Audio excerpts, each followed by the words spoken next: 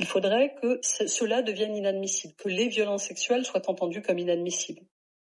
C'est un boulot constant. C'est-à-dire que vous devez en permanence, dans la moindre de vos attitudes, dans tous les moments de votre vie, rappeler constamment ces normes par votre comportement, par les postures de votre corps. C'est épuisant, mais c'est effectivement, à mon sens, la seule chose qui fonctionne.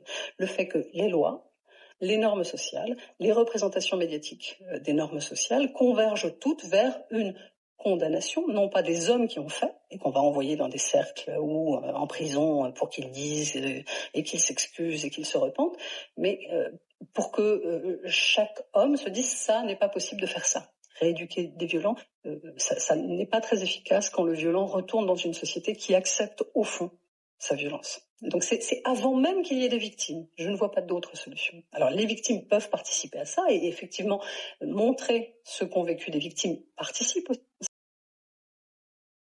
Les propos de Sandrine Lefranc m'ont fait penser aux travaux de Martine Delvaux, qui s'interroge dans son livre « Les Boys Club ».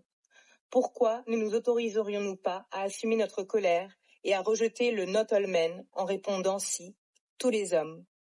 Tous les hommes sont potentiellement des agresseurs, des hommes violents, des misogynes, parce qu'ils font partie d'un système patriarcal qui leur permet de l'être. Et si de fait ils ne sont pas tous misogynes, alors ils doivent pouvoir comprendre et accepter qu'ils font partie de ce système qui ne donne pas aux femmes la place qui leur revient et lutter contre.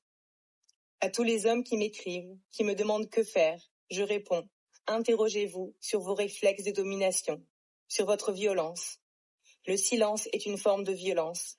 Le manque de travail domestique est une forme de violence.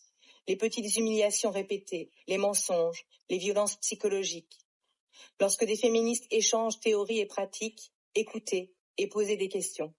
En attendant, pour vous toutes, il ne s'agit pas ici de dire que nous ne pouvons pas vivre avec les hommes. Il s'agit de rester vigilantes. On ne peut pas le faire seul. Il nous faut construire notre pouvoir féministe. Et cela est en train de se faire.